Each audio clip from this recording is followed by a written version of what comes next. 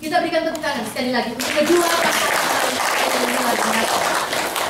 orang-orang cerdas yang tentu saja akan membawa debat ini secara santun.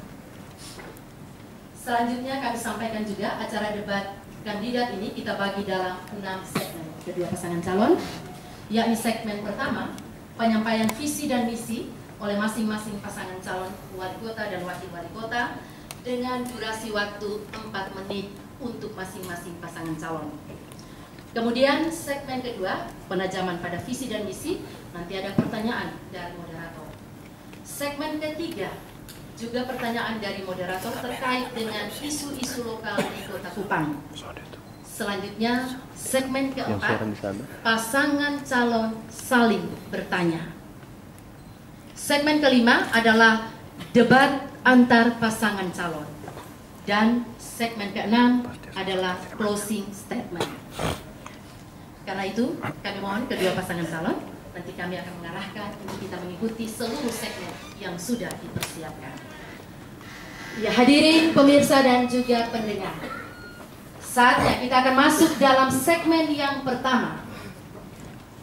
Sebelumnya saya ingin menyapa selamat sore, selamat malam kembali kepada pasangan nomor urut 1. Mana tepuk tangannya untuk pasangan nomor urut 1? Terima kasih. Selanjutnya untuk pasangan dengan nomor urut 2. Mana tepuk tangannya? Segmen pertama, saya memberikan kesempatan kepada pasangan calon dengan nomor urut 1, Pak Jeffrey dan Pak Herman, untuk menyampaikan visi, misi, dan program kerja serta alasan yang mendasari untuk calon wali kota dan wakil wali kota Kupang 5 tahun ke depan. Mohon perhatian, waktu 4 menit dari sekarang. Salam. Assalamualaikum warahmatullahi wabarakatuh. Salam sejahtera buat kita semua. Para hadirin, pemirsa dan masyarakat Kota Kupang yang sangat saya hormati. Laju pertumbuhan penduduk Kota Kupang tahun 2013 adalah 300.000 orang. Sampai sekarang sudah meningkat tajam, mencapai 525.059 orang. Peningkatan jumlah penduduk ini kalau tidak diantisipasi akan menjadi problem buat kita semua. Apalagi banyak persoalan-persoalan kota yang belum kita selesaikan sampai saat ini. Masalah pendidikan misalnya, kita masih tertinggal jauh pendidikannya di Kota Kupang dibandingkan dengan kabupaten lain di Provinsi Nusa Tenggara Timur. Ambil contoh, kita kalah bersaing dengan Rote atau Sabu. Tingkat level SMP kita nomor urut 18 dibandingkan dengan 21 kota di NTT. Apa yang kita harapkan kalau kualitas pendidikan kita, level pendidikan kita sedemikian rendah? Kemudian masalah lain, masalah guru misalnya saja, penempatan guru yang tidak proporsional, masalah infrastruktur guru, masalah infrastruktur pendidikan, sekolah-sekolah yang tidak memadai, kemudian juga masalah-masalah lain yang sangat berkaitan dengan pendidikan dan yang lebih memprihatinkan.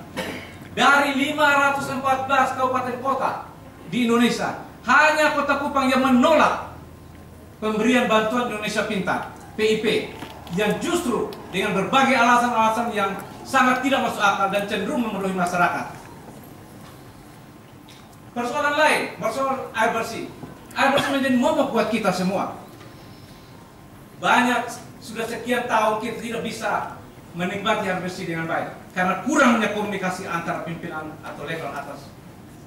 Kemudian masalah-masalah lain, lapangan kerja yang susah buat anak-anak kita. Sampai saat ini banyak sekali anak kita yang sulit mendapatkan pekerjaan. Banyak sekali pengangguran. Masalah-masalah lain misalnya saja, masalah birokrasi. Birokrasi yang sangat-sangat banyak sekali yang menempatkan orang-orang tertentu pada posisi-posisi atau orang-orang dekat pada posisi tertentu. Selanjutnya, persoalan-persoalan masyarakat. Kita tahu bahwa pemerintah sudah memberikan bantuan-bantuan, tetapi bantuan-bantuan itu banyak diberikan kepada golongan tertentu, golongan-golongan yang sebenarnya tidak berhak menerima. Selanjutnya, dengan persoalan-persoalan itu, kami, paket firmanmu, data dan visi, membuat Kota Kupang menjadi kota yang layak huni, cerdas, mandiri, dan bebas KKN.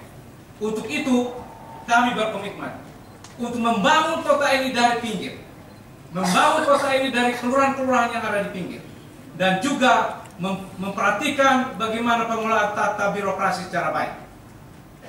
Kami juga berharap kami bisa menyelesaikan segala persoalan-persoalan KKN di Kota Kupang. Kita ingin membersihkan semua persoalan-persoalan nepotisme yang ada di Kota Kupang. Kami ingin membuka lapangan kerja buat adik-adik kita yang masih menganggur. Kita ingin menata kembali pendidikan anak-anak kita sehingga mereka bisa menjadi anak-anak yang baik. Oleh karena itu, kami minta supaya semua masyarakat mendukung program kami. Terima kasih. Berani jujur untuk rakyat. Khususnya no country. Waktu selesai, kami mohon kesediaannya ketika kami memberikan komando bertepuk tangan, baru Bapak Ibu bertepuk tangan. Ya, kita berikan tepuk tangan untuk pasangan. Selanjutnya, dengan durasi yang sama 4 menit. Pasangan calon dengan nomor urut 2, Pak Yonas dan Pak Niko. Disilakan untuk menyampaikan visi, misi, dan program kerja 5 tahun ke depan. Waktu 4 menit dari sekarang. Salam, Assalamualaikum warahmatullahi wabarakatuh. Om Swastiastu. Warga kota yang saya kasihi dan cintai, dan hadirin yang saya muliakan, pasangan Jeffrey Ryukore, Herman Mann, paket firmanmu. Kami dua paket sahabat akan melaksanakan tugas-tugas visi kami. Persoalan perkotaan di sini adalah persoalan yang sangat mendasar, adalah air bersih. Oleh karena itu, jalan keluar kami untuk air bersih, kita bangun reservoir dan memberikan keringanan subsidi air kepada warga kota Rp1.500 per meter kubik agar meringankan keluarga, khusus pelanggan PDM kota. Di samping itu, infrastruktur kota, kalau kita ingin kota yang baik, ini jalan kita berikan target 3 tahun, 530 kilo, kita akan selesaikan semua hotmi di seluruh 51 kelurahan. Penerangan jalan juga kita lakukan dengan baik, akan mendapat 9.000 titik pada tahun 2018. Kita tata kota ini agar indah, infrastrukturnya, air bersih, listrik, agar menarik investor untuk melakukan tugas di sini, sehingga lapangan kerja bisa kita buka. Khusus kesehatan adalah faktor yang sangat penting. Kita akan memberikan pengobatan secara gratis. Mulai tahun ini adalah KTP sehat seluruh warga kota, sehingga tidak perlu sulit-sulit ke kota. Dan kita juga menyiapkan sarana puskesmas yang sebagai puskesmas rawat inap agar lebih meningkatkan pelayanan, karena kesehatan itu penting. Rumah sakit umum daerah kota juga kita siapkan dengan baik. Di samping itu, bidang pendidikan untuk meningkatkan kesejahteraan para guru agar supaya kursus guru-guru honor mereka bisa berdiri di depan kelas dengan baik. Kita akan memperbaiki kesejahteraannya, memberikan SK wali kota bagi tenaga honor yang diangkat oleh komite sekolah 5 tahun ke atas dengan insentif 750.000 per bulan, dan mereka kita akan usulkan untuk memperoleh dana khusus sertifikasi guru dari Kementerian Pendidikan 1,5 juta, sehingga penghasilan mereka menjadi 2,5 juta tahun 2017 ini, dan membuat guru-guru ini bisa memberikan pelajaran yang baik. Di samping itu juga kita tetap bantuan pendidikan untuk mahasiswa.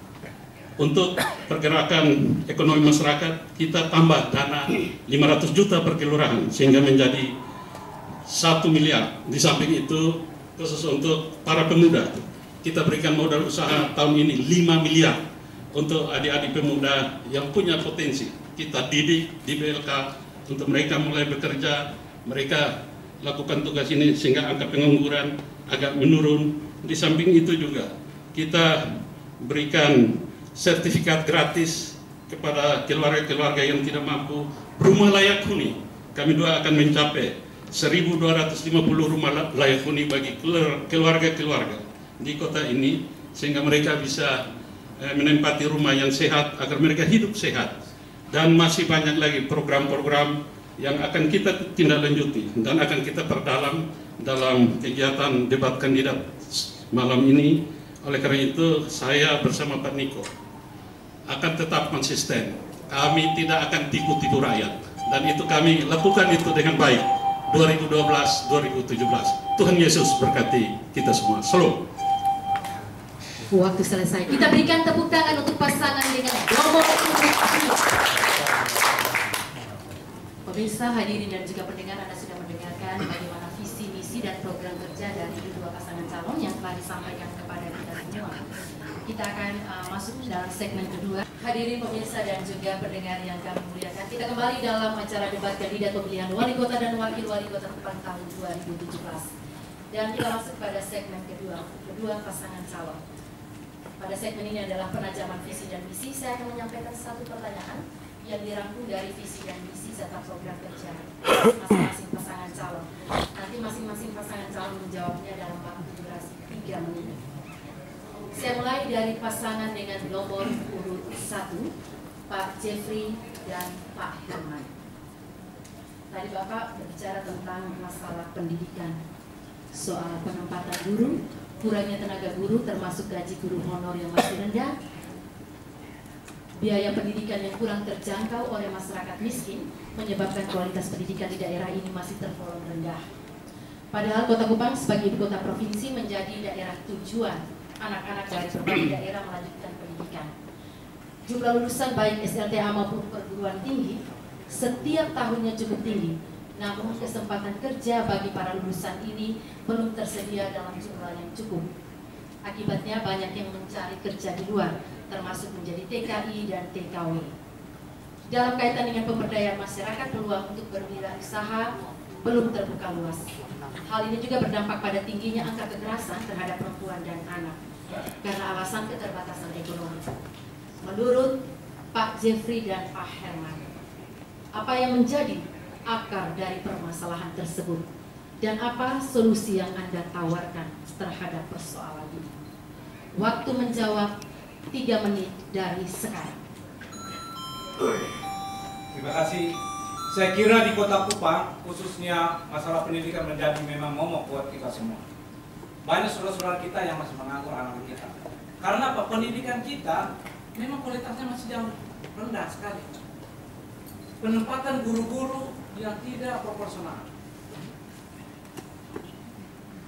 Penilaian terhadap anak kita dari SD, SMP, SMA sampai mahasiswa juga masih sangat rendah dibandingkan dengan sekolah lain atau universitas lain di luar NTT.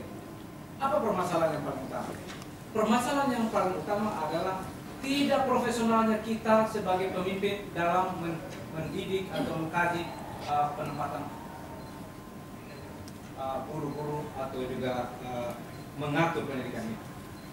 Masalah infrastruktur pendidikan yang sangat lemah di kota. Penempatan guru yang tidak memadai dan berbagai persoalan-persoalan lain. Untuk itu, untuk mengatasi hal ini kita perlu memberikan perhatian khusus kepada mereka, memberikan pelatihan dan juga akses modal, sehingga anak-anak kita yang begitu sudah tamat tidak lagi menganggur, tapi berikan mereka modal dan juga melobi investor-investor untuk datang ke Kota Kupang dengan memberikan kemudahan izin kepada mereka. Itu satu. Yang kedua, harapan saya adik-adik kita juga akan diberikan bantuan beasiswa untuk orang-orang tua yang tidak mampu. Bantuan beasiswa ini diberikan juga kepada mahasiswa, bukan saja pada SD, SMP, SMA, dan SMK, tapi juga kepada mahasiswa. Jadi untuk mahasiswa kita juga berencana untuk memberikan bantuan beasiswa kepada mereka untuk membantu saudara-saudara kita yang sangat membutuhkan bantuan ini. Di samping itu, untuk meningkatkan skill dari mahasiswa ini, kita akan berikan mereka pelatihan-pelatihan yang sungguh, sehingga pada saat mereka keluar, mereka sudah punya kemampuan untuk berwira swasta. Di samping itu juga, kita juga akan memberikan akses modal pada mereka, sehingga Begitu pelatihan selesai, mereka sudah punya kemampuan keahlian, mereka diberikan modal, mereka sudah akan bisa berjalan sendiri, akan bekerja dan berjuang sendiri dengan dana atau kemampuan. Itu kira-kira harapan kami untuk bantuan-bantuan kepada mahasiswa. Masih ada waktu 24 detik, 23 detik, masih bisa dimanfaatkan? Silakan. Kota ini berkembang karena jasa dan perdagangan. Dari aspek perdagangan, maka tugas pemerintah kita nanti ke depan adalah deregulasi atau regulasi, pengawasan, dan memberi peluang untuk berinvestasi. Dan yang kedua adalah pengembangan terhadap sektor jasa. Jasa inilah yang akan menentukan. Waktu selesai. Kita berikan tepuk tangan untuk pasangan dengan nomor urut 1. Untuk kedua pasangan calon dalam debat ini, kita tidak sedang mencari jawaban yang benar atau salah. Namun bagaimana visi, misi, dan program yang ditawarkan pasangan calon menyentuh kebutuhan masyarakat Kota Kupang dan sesuai dengan tema yang diberikan oleh KPU Kota Kupang dalam debat ini. Dan selanjutnya menyimak dari visi, misi, dan program kerja dari pasangan dengan nomor urut 2 yang juga berkaitan dengan tema debat hari ini. Maka pertanyaan yang hampir sama diberikan kepada calon wali kota dan wakil wali kota dengan nomor urut 2, Pak Yonas dan Pak Niko. Terkait dengan masalah pendidikan, persebaran siswa yang tidak merata karena adanya sekolah-sekolah favorit atau program. Juga tadi tenaga guru yang gaji honornya juga masih terbatas, biaya pendidikan yang kurang terjangkau oleh masyarakat, juga berdampak pada kualitas pendidikan di daerah ini masih rendah. Ya, seperti kita ketahui, Kota Kupang menjadi daerah tujuan dari para pelajar dari kabupaten di Nusa Tenggara Timur untuk melanjutkan pendidikan. Jumlah lulusan yang begitu banyak, baik SLTA maupun perguruan tinggi, belum semuanya mendapatkan kesempatan kerja karena tidak tersedianya lapangan kerja. Akibatnya banyak yang keluar dari daerah ini. Di sisi lain, dalam kaitan dengan pemberdayaan masyarakat, peluang untuk berwirausaha pun masih terbatas dan berdampak juga sekali lagi pada angka kekerasan terhadap perempuan dan anak menjadi tinggi karena alasan keterbatasan ekonomi.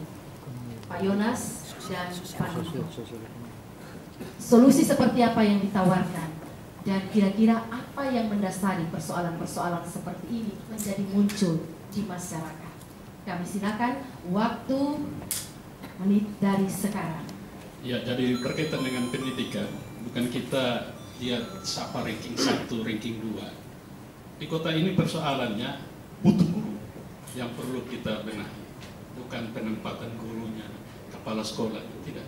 Mutu guru itu yang penting, dengan kesejahteraan guru, khusus tenaga-tenaga. Kalau guru di kota ini sudah cukup daripada kabupaten yang ada di kota ini, NTT. Saya kira semua pusat pendidikan yang terbaik adalah di kota.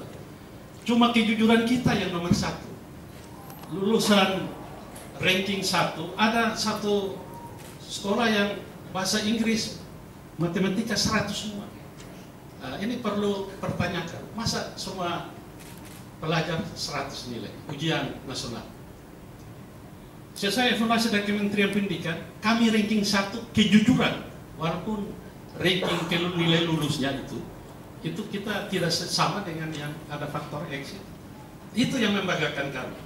Jadi kalau orang dari luar datang, hanya lihat dari angka itu. Kalau kita di dalam, kita lihat dari kejujuran daripada para kepala sekolah, para guru di dalam mendidik anak-anak kita. Masalah ekonomi, masalah kesenjangan kerja, kami tadi sudah sampaikan. Salah satu cara bersama Dewan Kota, kita siapkan modal usaha. Pelatihan bekerja sama dengan balai latihan kerja. Kota Kupang ini bukan daerah industri atau daerah pabrikan. Kita sektor jasa dan perdagangan itu, sehingga bagaimana orang dari kabupaten-kabupaten kita datang ke sini dengan segala macam keterbatasan, terus menjadi beban Pemkot. Itu yang perlu kita buat terobosan-terobosan. Di samping itu, khusus untuk modal usaha ini, kita terus. Bukan kita sudah berbuat, dan 2016 hasilnya cukup memuaskan bagi warga, walaupun masih kurang-kurang. Mungkin dilanjutkan oleh Pak. Baik, terima kasih. Ini urusan pendidikan, urusan yang akan berimbas pada urusan tenaga kerja dan sebagainya. Yang pertama, saya perlu menyampaikan bahwa persoalan kita adalah persoalan regulasi. Persoalan regulasi itu berarti persoalan di Komisi 10 DPR RI. Karena apa? Karena di sana tidak diproduksi regulasi yang bisa mengcover, dan mereka cenderung menyeragamkan bahwa seluruh Indonesia ini seolah-olah sama, padahal kita berbeda. Gitu.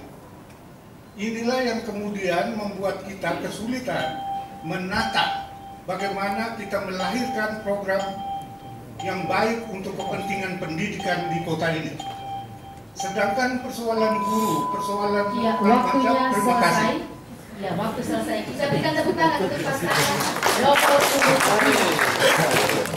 2. Baik, Bapak Ibu hadirin pemirsa dan juga pendengar, semangat yang luar biasa untuk kedua pasangan calon. Sekali lagi saya ingin mengatakan ini adalah orang-orang cerdas yang hadir dalam debat malam hari ini.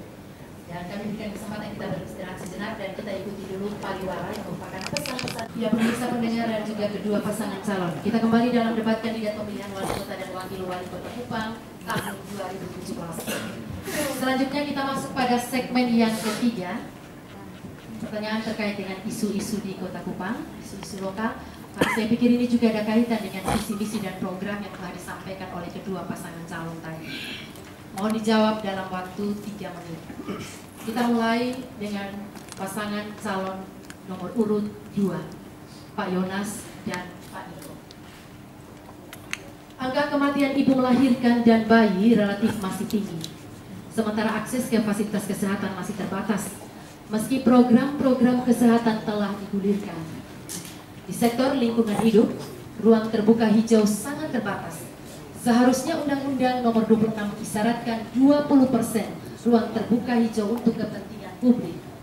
Di samping itu, penataan sampah belum dikelola profesional, serta kebutuhan air bersih bagi masyarakat belum terpenuhi dengan baik, sehingga mobil tangki masih menjadi idola masyarakat. Bahkan pencemaran air bersih oleh bakteri E. coli kini semakin meluas, sehingga terkesan pemerintah cenderung berpihak pada kepentingan ekonomi daripada kepentingan ekologi. Apa strategi dan komitmen pasangan calon terhadap persoalan-persoalan ini? Kami persilakan pasangan dengan nomor urut 2 untuk menjawab. Waktu 3 menit dari sekarang. Khusus berkaitan dengan kematian ibu dan anak, ya kita sudah lakukan tugas-tugas ini dengan baik, yaitu bentuk Perda nomor 7 tahun 2013 tentang kiblat kelahiran ibu anak. Untuk kita melakukan tugas itu, maka angka kematian ibu untuk 2016 dari 7.000 lebih ibu yang melahirkan, 4 yang meninggal. Kita di bawah rata-rata nasional. Secara umum tiap tahun untuk 100.000 ibu melahirkan terus meninggal, ibu yang meninggal itu 5/6, sedangkan nasional 102. Jadi Kota Kupang ini memberikan kontribusi tertinggi terhadap Provinsi NTT untuk ibu-ibu yang mati karena melahirkan. Kita angkanya rendah sekali. Oleh karena itu upaya kita semua puskesmas, sekarang ada 4 puskesmas yang kita bikin, puskesmas khusus untuk melayani ibu-ibu melahirkan. Di samping itu keadaan untuk ibu-ibu darurat melahirkan ada Brigade Kupang Sehat, dan sampai tahun 2016 ada 256 ibu yang ditolong. Kalau tidak cepat ditolong itu meninggal. Sedangkan ruang terbuka hijau, saya kira Kota Kupang ini ada 15.000 meter persegi hektar, 15.000 hektar di bibir pantai. Itu 20% belum mencapai. Dia masih melebihi 20%. Kalau hitung segmen per segmen, misalnya Hotel Krista, itu dia bangun sudah lebih dari 20%. Tapi secara umum seluruh luas ruang terbuka hijau di kota ini belum mencapai atau masih melebihi 20%. Di samping itu kita untuk ruang terbuka hijau masing-masing kecamatan kita buat taman kota. Ini salah satu upaya. Sedangkan air bersih satu-satunya ya yang tadi kami sampaikan kita harus buat reservoir besar-besaran di mana-mana, dan kita memberikan diskon atau subsidi per meter persegi, per meter kubik 1.500. Mungkin sisa Pak Nikola. Baik, 42 detik. Penataan sampah memang terus dilakukan dengan cara penambahan armada-armada mobil-mobil sampah. Kemudian di TPA itu ada penambahan juga peralatan-peralatan yang untuk mengelola sampah di TPA. Yang kita minta dari masyarakat itu adalah membuang sampah sesuai arahan Perda. Nah, jadi ada waktu pembuangan sampah di masing-masing TPS. Hanya dengan cara itu kerjasama semua pihak, maka sampah di kota dari hari ke hari akan Waktu ditata semakin selesai. baik. Terima kasih. Terima kasih untuk pasangan dengan nomor urut 2. Pertanyaan yang sama mohon dijawab oleh pasangan dengan nomor urut 1, Pak Jeffrey dan Pak Herman. Sekali lagi, akses fasilitas kesehatan yang terbatas, angka kematian ibu melahirkan dan bayi relatif masih tinggi, sektor lingkungan hidup, ruang terbuka hijau masih terbatas, penataan sampah belum dikelola profesional, kebutuhan air bersih bagi masyarakat belum terpenuhi dengan baik, sehingga mobil tangki masih selalu menjadi idola bagi masyarakat. Bahkan pencemaran air bersih oleh bakteri E. coli semakin meluas saat ini. Ada kecenderungan bahwa pemerintah masih berpihak pada kepentingan ekonomi daripada kepentingan ekologi. Pak Jeffrey dan Pak Herman, seperti apa strategi dan komitmen Anda terhadap persoalan-persoalan ini? Waktu 3 menit dari sekarang. Terima kasih.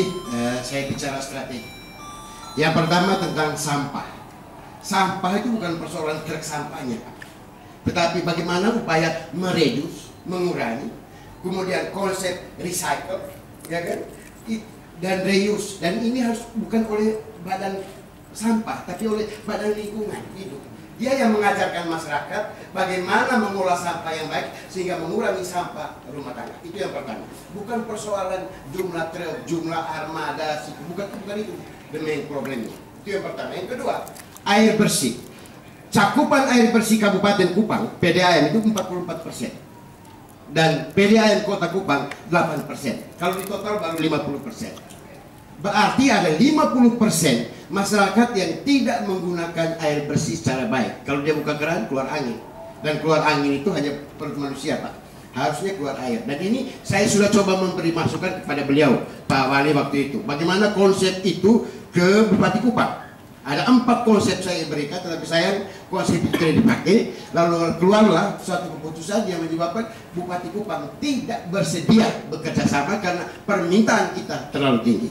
Karena itu konsep kita adalah kalau bagaimana kalau kita dengar rakyat bilang apa, kita bangun, kita bangun. Kalau rakyat bilang tidak, kita tidak bangun. Yang kedua adalah beri kesempatan, beri peluang kepada PDAM Kabupaten Kupang untuk merehabilitasi, dan itu pakai sistem zona, yang jadi tidak bisa campur aduk. Dan yang terakhir saya kira untuk air bersih adalah kita beri kesempatan PDAM untuk mengembangkan. Tidak perlu kerjasama dengan pemodal supaya kita bekerja. Saya hitung 3-4 triliun air bersih di Kota Kupang ini bisa selesai. Dan kami tahun depan kalau kami jadi, kami akan selesaikan air minum dalam tempo yang sesingkat-singkatnya. Terus yang ketiga menyangkut E. coli. Kenapa E. coli kita tidak bagus? Kenapa pengawasan kita buruk dari aspek teknis? Harusnya dari dulu sudah ada peraturan daerah, tapi pengawasan dari teknis. Karena kali air lewat, ya kan? Itu tercemar E. coli, dan itu tidak mungkin, Pak. Suatu air kalau sudah tercemar E. coli menandakan air itu terkontaminasi najis manusia. Dan air yang paling buruk mutunya adalah kalau air itu sudah terkontaminasi dengan najis manusia. Oleh karena itu harus ada upaya septic tank aturannya harus ketat aturan. Kemudian yang terakhir adalah kaitannya dengan ruang terbuka hijau. Saya beritahu Ibu Ina, Kota Kupang syaratnya ruang terbuka hijau harus lebih dari 30%. Beberapa kali pertemuan di tingkat nasional saya sudah diutus hadir dan kita masih kurang. Sorry. Masih ada 5 detik. Kita harus punya keberanian untuk menata kembali ruang terbuka. Iya, waktunya habis. Iya. Baik, Bapak Ibu, kita berikan semangat untuk kedua pasangan calon kita. Pasangan nomor 1 dan pasangan nomor 2. Luar biasa sekali pada kesempatan. Kita kembali dalam acara debat kandidat dengan kedua pasangan calon kita yang masih kita amati bersama saat ini. Dan kita memasuki segmen yang keempat, pasangan calon saling bertanya dan menjawab. Saya akan berikan kesempatan 2 menit untuk bertanya dan 3 menit untuk menjawab. Pertama, saya akan berikan kesempatan untuk pasangan dengan nomor urut 1 bertanya kepada pasangan calon nomor urut 2, Pak Jeffrey dan Pak Herman. Silakan bertanya, waktu Anda 2 menit dari sekarang. Ya, kami mau bertanya, bagaimana perasaan Bapak sebagai seorang pemimpin di Kota Kupang yang melihat seorang ibu yang menggendong anaknya bolak-balik ke sekolah, meminta surat keterangan sekolah kepada kepala sekolah, kemudian ditolak, padahal anak itu sekolah di situ. Bagaimana perasaan Bapak kalau kepala sekolah menolak memberikan surat keterangan sekolah, padahal anak itu sekolah? Bagaimana perasaan Bapak sebagai pemimpin di Kota Kupang? Terima kasih. Waktu masih ada 1 menit 25 detik. Cukup itu saja Bapak, tidak ada pertanyaan yang lain? Oke, baik. Kalau begitu, waktunya selesai untuk yang ini. Kita akan memberikan kesempatan kepada pasangan dengan nomor urut 2, Pak Yonas dan Pak Niko, untuk menjawab pertanyaan dari pasangan nomor urut 1. Waktu 3 menit dari sekarang. Ya, kalau perasaan saya, ya sedih kalau orang dibolak-balik. Ya, kita harus sedih. Tapi harus kita tahu kenapa dia bolak-balik. Kita harus taat aturan. Kalau berkaitan dengan dana PIP, kalau tidak ada masuk dalam database, ya tidak mungkin lah sekolah mau tanda tangan. Ya, Pak Jeffrey kan Komisi 10, tahu persis mekanismenya. Jadi nanti habis pilkada saya urus itu. Selesai. Untuk ibu yang bolak-balik itu mengharus saya urus, saya selesai supaya anaknya bisa dapat di PIP. Kita tanggung jawab. Kalau semua tidak selesai prosedur, ya pasti. Karena yang terjadi PIP ini karena tidak sesuai prosedur saja. Menurut Pak Jeffrey prosedur, tapi jumlahnya tidak begitu. Jadi saya juga sangat sesalkan sebagai anggota DPR Komisi 10 harus beri teladan. Kan tagline-nya berani dan jujur. Wali kota gila saja yang orang tidak sesuai prosedur itu pergi bayar. Uang 1 rupiah pun harus kita pertanggungjawabkan. Ya, saya tidak mungkin lah. Kok orang miskin semua di kota kita kasih gratis, Pak? Apa yang tidak gratis untuk orang miskin? Ya, uang duka segala macam. Kok ini masalah dana PIP, dana pusat, presiden bukan anggota DPR punya dana, ya harus sesuai aturan. Kita pejabat negara ini tidak mau rakyat disusahkan gara-gara pergi bolak-balik rumah aspirasi, bolak-balik 3 bulan. Ya, tidak ada rumah aspirasi yang diberi kewenangan untuk panggil orang tua murid ke sana. Tidak ada begitu. Saya ini paling, kalau omong orang miskin, saya dapat medali dari Bapak Presiden. Ya, tapi khusus untuk PIP kita tetap sesuai prosedur.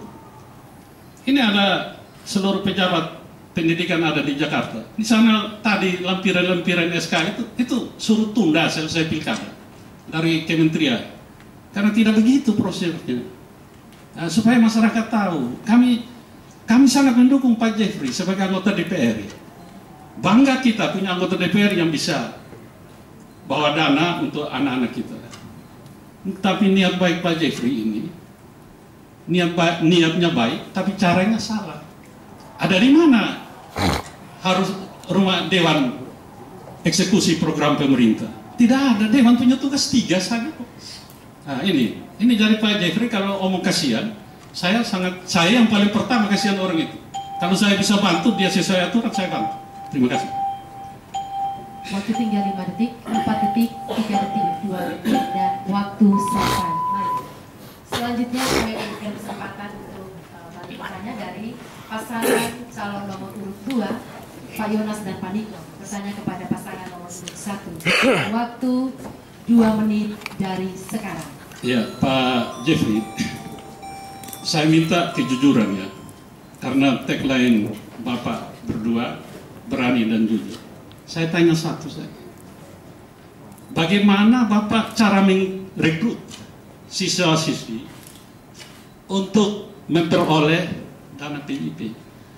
Karena sesuai peraturan Menteri Pendidikan dan Kebudayaan, pemangku kepentingan itu siapa saja yang punya kepentingan di bidang pendidikan, tidak bilang DPR. Nah, coba Bapak jujur, data itu Bapak masuk keluar sekolah minta dari kepala sekolah, atau relawan Bapak yang masuk keluar sekolah, atau Bapak kopi dari kementerian? Itu saja saya minta kejujuran, karena data-data yang ada dalam database sekolah itu semua sudah terupdate, tidak ada yang ketinggalan. Kita usul semua 34.000, yang baru datang 19.000 lebih dari sekolah. Dan kedua, saya pertanyaan kepada Pak Jeffrey, dana PIP itu beasiswa atau bukan? Ini saya perlu klarifikasi sehingga rakyat jangan, warga kota ini jangan menganggap wali kota di mana-mana Pak Jeffrey bilang wali kota tahan ini dana PIP. Padahal ulahnya Pak Jeffrey sehingga rakyat jadi begini. Saya kalau jadi anggota DPR RI, saya kira serahkan semua kepada daerah. Daerah atur itu kewenangan daerah. Dewan tidak punya tugas untuk mengeksekusi program pemerintah. Oh, ini aneh. Ini baru satu-satunya dewan yang mengeksekusi program pemerintah. Terima kasih. Baik, waktu masih ada 11 detik, 10 detik. Kita tinggalkan. Baik. Ya. Kami akan berikan kesempatan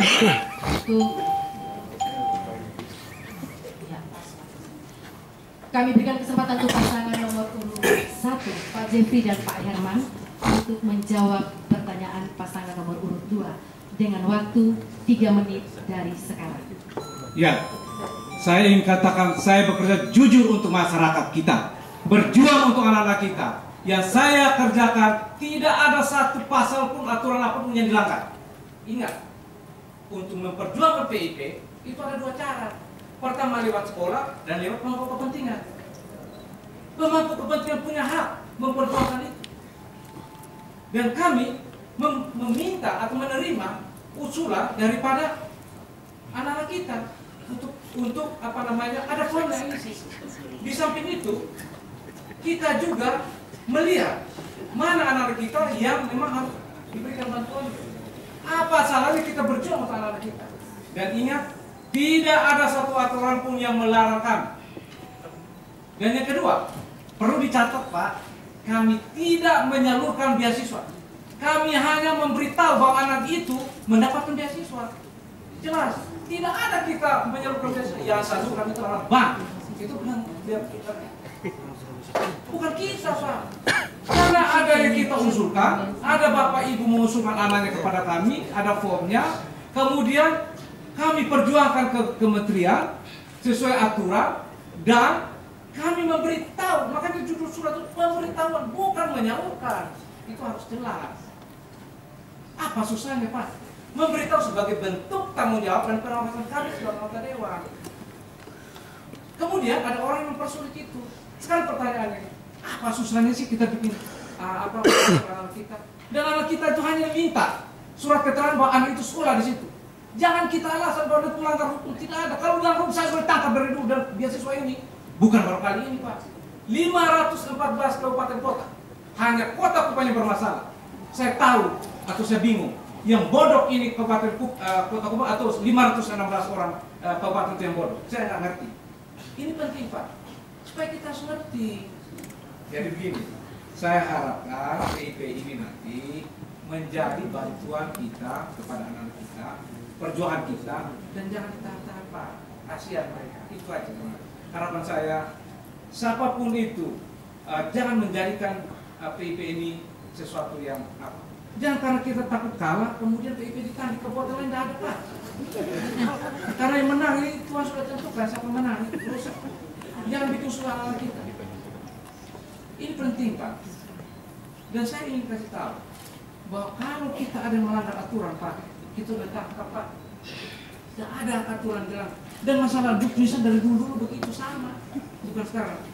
Ya, itulah kira-kira, Pak. Terima kasih. Saya kira ini perjuangan kita bersama supaya nanti kita tetap menempatkan betul. Mohon kerendahan hati untuk membayar. Terima kasih. Waktu selesai untuk segmen yang keempat di antara kedua pasangan calon. Kita berikan semangat lagi untuk pasangan calon. Kedua pasangan calon kita ini adalah orang-orang cerdas dan saya percaya mereka berdebat secara santun saat ini dan itu menjadi bagian dari semangat kita masing-masing. Kembali kami hadirkan pemirsa dan juga pendengar serta audiens yang berada di studio. Kita kembali dalam debat antar pasangan yang kali ini memasuki segmen yang kelima. Saya minta kita memberikan semangat lagi untuk kedua pasangan kita. Saya ingin kembali menegaskan kepada kedua pasangan calon. Dalam segmen kelima ini adalah debat antar pasangan calon. Saling bertanya, memberikan jawaban, tanggapan balik, dan sanggahan. Waktu diatur untuk pertanyaan 2 menit, jawaban, tanggapan, dan sanggahan masing-masing 3 menit. Mohon digunakan secara baik oleh kedua pasangan calon. Saya ingin memberikan kesempatan untuk pasangan calon dengan nomor urut 1 bertanya kepada pasangan nomor urut 2. Waktu 2 menit dari sekarang. Pak Yonas dan Pak Niko yang saya hormati, saya ingat betul 2 tahun lalu saya memberi usulan kepada Bapak tentang pemakaian KTP untuk pelayanan kesehatan. Tetapi usulan itu saya hentikan setelah saya mendapat warning dari pusat bahwa Perpres 19 2016 itu harus ada konversi. Jadi program yang kami bangun dulu Jamkesmas, ya, Jamkesda itu harus konversi ke JKN berdasarkan Perpres tadi. Mohon risk analisis, Pak. Andai kata Bapak terus melanjutkan janji pelayanan kesehatan berbasis KTP itu. Yang pertama. Yang kedua, jangan sampai kita berkampanye yang keliru kepada masyarakat. Terima kasih. Waktu masih ada 1 menit 10 detik. Apakah masih ada pertanyaan lain? Cukup, baik. Cukup waktunya untuk pasangan nomor urut 1 bertanya kepada nomor urut 2. Dan pasangan calon nomor urut 2 akan menjawab waktu 3 menit dari sekarang. Ya kan wakil itu kan terbatas fungsinya. Dia hanya sifat kasih saran. Kalau mana yang penting, yang baik untuk rakyat, ya kita lakukan itu. Maksud KTP ini kita lakukan dengan baik, walaupun ada JKN. Untuk mengantisipasi JKN itu, kalau kita semua ada 280.000 lebih pemegang Jamkesda. Kalau kita masuk ke JKN, kita hampir 68 miliar tiap tahun harus kita siapkan. Apakah APBD kita cukup? Dengan adanya KTP sehat ini, kita hanya siapkan 13-20 miliar. Dan dia berputar dana itu di antara rumah sakit, puskesmas, pustu, dan masuk kembali ke kas daerah. Uang tidak hilang. Nah, ini yang kita terus lakukan. PAD kita saja sekarang baru mencapai 161 miliar. Bayangkan kalau kita ikut ide Pak Wakil ini, maka semua anggaran hanya khusus untuk bayar ke JKN. Ya rusak, tidak ada pembangunan yang ada. Oleh karena itu kita berpikir, karena kita lakukan ini sudah persiapan 3 tahun. Kita siapkan dulu rumah sakit umum daerah kita, sehingga seluruh pasien itu tidak perlu kita rujuk begitu banyak di rumah sakit umum Profesor B. Setiawan. Sehingga uang itu, duit yang kita bayar, kita klaim ke rumah sakit itu, klaim rumah sakit ke Pemkot itu, uang itu beredar di antara Pemda dan masuk kembali ke kas daerah, jadi uang tidak hilang. Mungkin 10% saja yang kita harus rujuk ke rumah sakit Profesor Waisyat Yohanes. Jadi nanti kita terus lakukan itu, bukan kita kasih informasi keliru, kita bertanggung jawab. Kok ini sudah terbukti, kok kita sudah lakukan tugas-tugas ini. Kalau yang lain kan baru janji, kita sudah buktikan semua tugas-tugas. Hari ini bukan kita hanya mulut saja bunyi, tapi tindakan beda. Saya tidak begitu orang. Ini Pak Wakil ini Kalau kami dua masih dalam pemerintahan, kalau ngomong kami jelek ya termasuk wakil juga jelek. Iya kan gitu. Rumusnya sederhana sekali. Iya. Berarti Pak Jeffrey dapat wakil jelek, saya dapat wakil yang pintar, Pak Niko. Ya, kami bilang jadi ya marilah kita Pak Herman, mari kita sama-sama keluar, masih sampai 1 Agustus loh. Masih dapat biaya operasional. Ini ya kita lakukan tugas ini. Jangan saling apalah. Kan ini Bapak di dalam pemerintahan itu. Yang kurang-kurang ya wajar lah. Siapapun Pak Jeffrey pimpin kota ini juga tidak mungkin apa yang diomongin dilaksanakan. Kan belum tahu di dalam. Kalau kami ini sudah pasti. Apa yang kurang 2012, 2017 kami lengkapi di 2017, 2022. Tuhan Yesus berkati kita. Waktu selesai untuk pasangan nomor urut 2 menjawab, dan kami berikan kesempatan untuk pasangan nomor urut 1 memberikan tanggapan atas jawaban pasangan nomor urut 2. Waktu 3 menit dari sekarang. Terima kasih Pak. Jadi gini, Jamkesmas ini kan tiap tahun disiapkan 10 miliar. Kalau berdasarkan JKN Pak, ya karena ini aturan negara dan harus ikut. Satu-satunya kabupaten di timur ini yang belum hanya Kota Kupang. Tapi Soe mereka sudah buat semua Pak. Ya, jadi prinsip asuransi, prinsip JKN karena memang itu sangat menguntungkan. Tetapi Kota Kupang ini mau bertahan dan saya hitung 50.000 penduduk. 50.000 penduduk miskin di Kota Kupang. Kalau diklaim dalam JKN Pak, kita cukup menyiapkan 15 miliar rupiah. Karena begini, 1 bulan iurannya 23.000 kali 12. Jadi saya kira DPR akan sangat mengerti karena dari 10 tambah 5, 15 ini untuk 54.000 orang yang memang membutuhkan. Kenapa? Jamkesmas kita itu hanya sampai rumah sakit, tapi kalau sudah dengan BPJS Pak, itu sampai dengan rumah sakit Yohanes. Jadi rujukan orang mendapat lebih sempurna, lebih komplit dan mendapat kekuasaan. Itu saja Pak. Masih ada waktu Ya, 1. saya tambahkan sedikit. Yang ditanyakan oleh kami adalah risk analysis. Jadi bukan menjelaskan mengenai program-program KTP itu. Risk analysis artinya apa risiko terhadap pemberian dana dalam bentuk KTP itu. Risiko apa buat keuangan daerah? Itu jadi uang tetap aman kita bertanya lagi di APBD. kami tidak Pak. Terima kasih. Waktu masih ada 1 menit 18 detik, 17 detik masih boleh digunakan oleh pasangan nomor 1. Tidak cukup ya.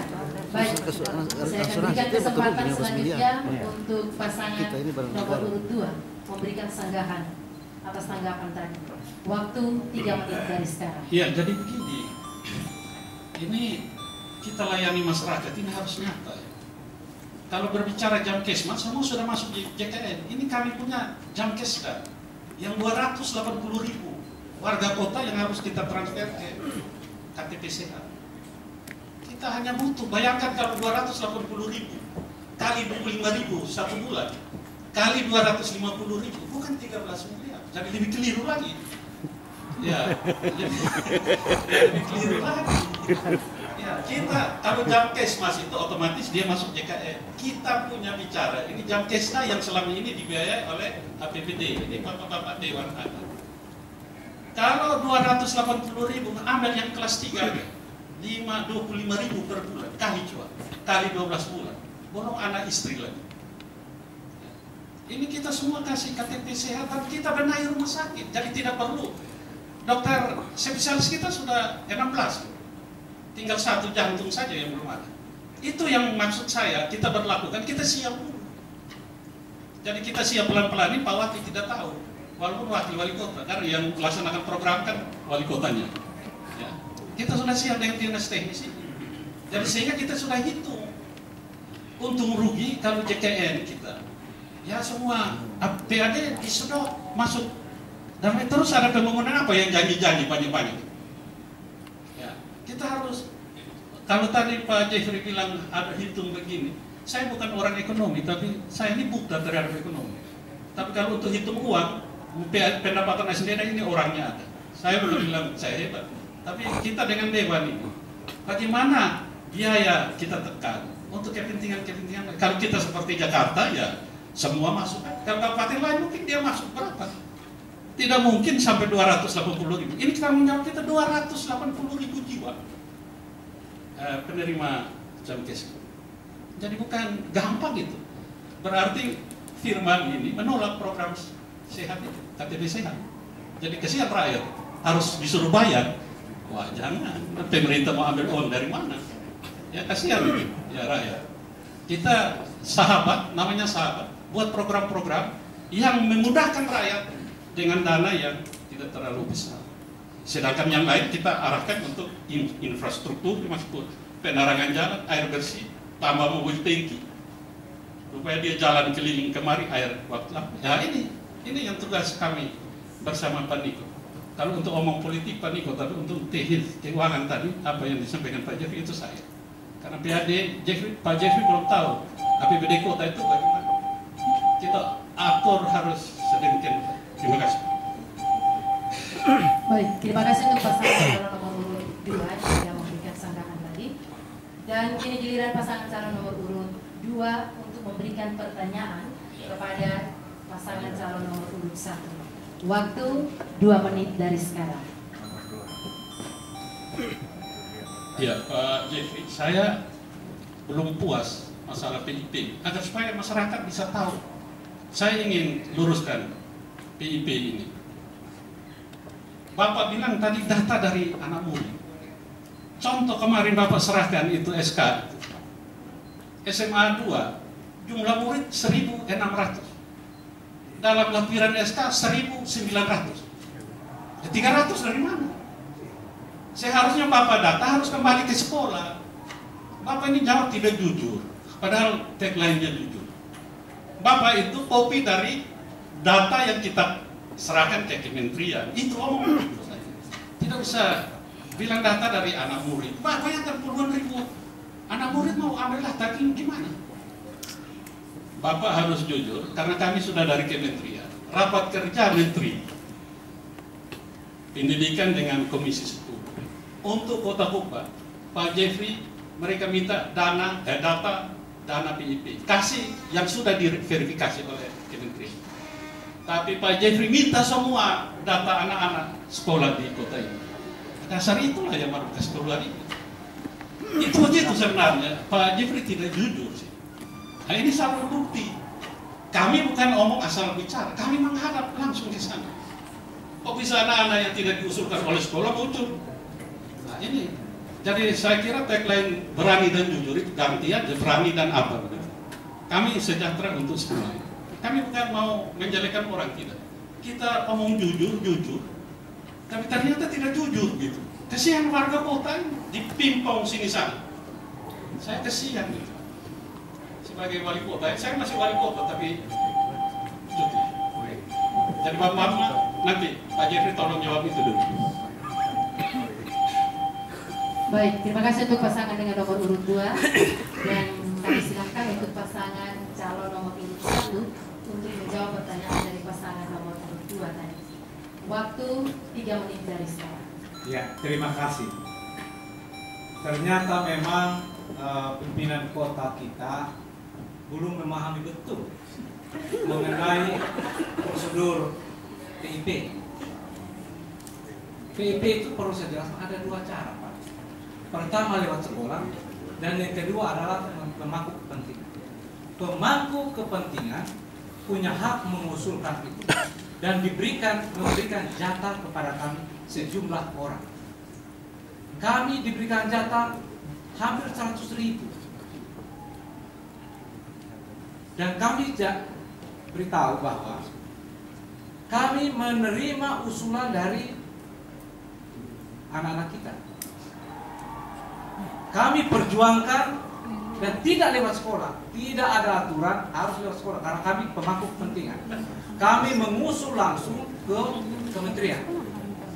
Dan kementerian memproses itu, menentukan itu, dan mengembalikan SK itu ke kami. Makanya SK itu tidak ada di sekolah. Kenapa kementerian itu memberikan kepada kami? Karena kami yang mengusulkan itu dan kami dilindungi undang-undang untuk mengusulkan anak-anak itu. Saya mengusulkan anak itu dan memutuskannya itu kementerian, Pak. Bukan kita karang-karang. Dan kami ngambil data itu, data yang diberikan dan juga ada data dari Dapodik. Jadi anak-anak itu sudah pasti ada di sekolah, makanya kita usulkan. Tidak mungkin kita ambil dari sembarang-sembarang. Itu persoalan. Jadi persoalan utamanya adalah jangan masyarakat ini nggak mau tahu dia usul dari mana. Masyarakat tahu bahwa kita membantu mereka. Janganlah mempersulit mereka. Janganlah mempersulit orang-orang yang bolak-balik hanya karena memberikan surat keterangan sekolah saja. Ini sangat miris, Pak. Apa susahnya kita kasih bantuan kepada anak kita? Apa susahnya? Prosedur semua ada di kementerian, Pak. Kementerian yang putuskan semua. Makanya SK-nya ada di kami. Karena kemarin ada demo di Brunei, karena minta SK, kita kasih SK ke mereka. SK itu tidak ada di sekolah, Pak. Karena kita yang usulkan. Ada di kami. Kalau kami tidak punya hak, SK tidak ada di kami, Pak. Itu persoalannya. Kita nggak usah ngomong prosedur lah, Pak. Kita ngomong yang lain-lain. Tapi yang jelas masyarakat dipersulit untuk mendapatkan beasiswa itu. Pertanyaan utama, apa susahnya sekali surat keterangan kalau anak itu sekolah di situ? Itu aja susahnya. Apa pertanyaannya? Apakah ada rugian? Kasihan, Pak. Anak-anak kita, orang tua kita yang sudah kami perjuangkan untuk dapat beasiswa dipersulit hanya karena masalah pilkada kota. Itu yang paling penting. Tolong, Pak. Waktunya habis, pasangan nomor 1. Dan kami berikan kesempatan pasangan calon nomor 2 memberikan tanggapan. Waktu 3 menit dari sekarang. Jadi artinya supaya masyarakat bisa jelas. Jadi ada 2 pemangku kepentingan ini. Jadi contoh, dana PIP itu bukan beasiswa. Tadi belum dijawab. Beasiswa itu berarti diberikan kepada anak-anak yang berprestasi di sekolah, baik orang miskin punya anak maupun orang kaya. Nah, Pak Jeffrey mungkin tidak baca dengan jelas syarat-syarat penerima beasiswa itu. Ada 7 syarat. Nah, 7 syarat penerima dalam jukrak. Anak-anak dari keluarga penerima raskin, anak-anak dari penerima program PKH, anak-anak piatu, anak-anak yatim piatu. Terus sekarang ambil data begitu, tidak dari sekolah. Siapa yang tahu posisi anak? Buktinya sekarang seluruh anak 1.800 SMA 2 orang kaya miskin punya anak juga diberikan. Ini sudah salah sasaran. Kita bukan ngomong masalah tidak mau bantu. Kalau uang pribadi Pak Jeffrey ya ngomong begitu. Kalau uang negara 1 rupiah pun harus dipertanggungjawabkan. Ya, ini yang masyarakat tidak tahu. Beri waktu kami cuti selesai, kami urus untuk lakukan tugas itu supaya rakyat tidak diombang-ambing. Ya ini tugas pemerintah, bukan tugas dewan pemangku kepentingan. Dia setelah dapat dukung sih harus lapor ke sekolah, bukan dia langsung salurkan melalui dana aspirasi. Tidak ada seperti Pak Jeffrey omong itu. Kita juga minta rakyat kota ini. Bukan begitu, Bapak Ibu pasti satu saat masalah hukum. Kok kenapa SK baru ada sekarang? Kok dari beberapa bulan tidak ada SK? Nah, ini yang timbul pertanyaan di sini. Saya lihat SK tanggal 15 Februari.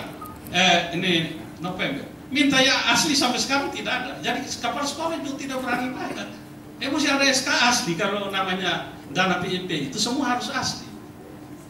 Nah, jadi orang tua kalau dibolak-balik, bukan saya tidak takut kalah. Saya kira rakyat sudah bisa menentukan. Malam ini lihat kami 2 punya model, kami 4 ini. Sudah bisa menentukan siapa yang di 2015. Cuma kita ingin meyakinkan rakyat bahwa kami tidak sejelek seperti yang tadi sampaikan. Kami seolah-olah goblok untuk menahan bodoh, untuk menahan. Tidak. Kami hanya tegakkan aturan. Kasihan orang-orang yang tidak tahu aturan. Coba sekarang ini semua ini. Satu sekolah anak kepala dinas. Apa semua dapat?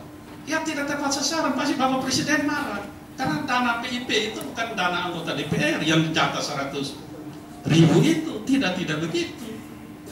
Kan khusus untuk orang-orang miskin. Itu harus jelas. Kita tidak, bukan kita mau apa ya. Jadi saya kira PIP jelas ya untuk persoalan ini. Terima kasih banyak. Baik, waktunya tersisa 2 detik, 1 detik dan selesai. Saya ingin memberikan kesempatan kepada pasangan nomor urut 1 untuk memberikan sanggahan terhadap tanggapan dari pasangan nomor urut 2. Waktu 3 menit dari sekarang. Ya, SK itu adalah SK resmi dari kementerian. Yang menentukan dapat atau tidak bukan kami. Kami hanya mengusulkan saja. Yang memutuskan itu kementerian. Jangan kita karang-karang lagi, oh ini nggak boleh dapat. Itu kementerian yang tentukan, Pak. Bukan kami. Kami mengusulkan, kemudian SK itu datang ke kami karena kami yang mengusulkan, kemudian kamu memberitahu anak itu bahwa usulan itu anak-anak dapat beasiswa. Kenapa harus beritahu? Bentuk pengawasan supaya apa? Uang itu tidak diambil orang-orang yang tidak berkepentingan. Itu. Jadi saya ingin katakan bahwa BIP ini menjadi persoalan ini hanya ada di Kota Kupang, Pak. Di kabupaten lain lancar-lancar saja. Dari BEM sangat terima kasih, Pak. Anak-anak kami sudah mendapatkan beasiswa. Dan ingat, Pak, ingin kami sampaikan, tidak ada satu apapun yang kami langgar. Itu keputusan Undang-Undang MD 3 dan Juknis harus memperjuangkan daerah pemilihannya. Bapak baca Undang-Undang MD 3 jelas dan tata tertib jelas. Kami harus memberitahu ke Pak konstituen kami atas perjuangan pada tanggal 15 Februari 2017 nanti. Kita mulai dari pasangan nomor urut 2 dengan tagline Paket Sahabat, pasangan Yona Salean dan Nico Franz. Waktu 2 menit dari sekarang. Yang saya kasihi seluruh warga Kota Kupang, marilah untuk memenangkan Paket Sahabat dengan cara ora et labora, berdoa, dan bekerja. Kita adalah sahabat, dan seluruh masyarakat kota adalah sahabat. Sahabat telah memberikan bukti dan bukan janji. Oleh karena itu, mari kita wujudkan persahabatan kita pada tanggal 15 Februari 2017 dengan mencoblos nomor 2 Paket Sahabat. Tuhan Yesus berkati kita. Shalom. Wassalamualaikum warahmatullahi wabarakatuh. Om Santi Santi Santi Om. Terima kasih.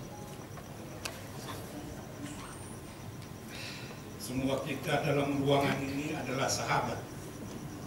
Pak Jeffrey dan Pak Herman adalah sahabat.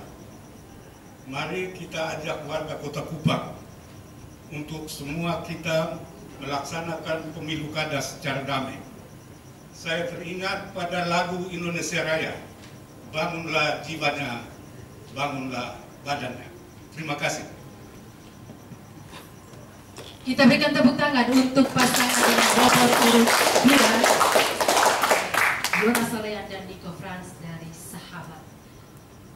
Selanjutnya kita berikan kesempatan kepada pasangan dengan nomor urut 1 dengan tagline Paket Firmanmu, pasangan Jeffrey Riwukori dan Hermanus Man. Waktu 2 menit dari sekarang. Pertama-tama saya mengucapkan banyak terima kasih kepada semua saudara-saudara saya yang ada di sini maupun yang ada di rumah. Saya mengucapkan banyak terima kasih kepada TVRI. Saya juga mengucapkan terima kasih kepada KPU. Saya mengucapkan terima kasih kepada Pak Yonas, Pak Niko, yang sama-sama kita menyampaikan visi dan misi kita untuk didengar masyarakat pada hari ini. Bapak Ibu yang sangat saya hormati, saya Jeffrey Riwukori datang ke Kota Kupang melepaskan semua jabatan saya sebagai anggota DPR hanya untuk berjuang membantu saudara-saudara saya. Banyak yang tidak beruntung, banyak yang masih susah, banyak yang perlu dibantu. Oleh karena itu, dengan kemauan dan kekuatan apapun yang ada di Jakarta, saya akan balik ke Kota Kupang untuk membenahi Kota Kupang jika Tuhan berkenan. Mari dukung paket nomor urut 1. Tuhan memberkati kita. Omne message. Uis neno nokan kid. Tuhan Yesus memberkati kita semua. Cukup.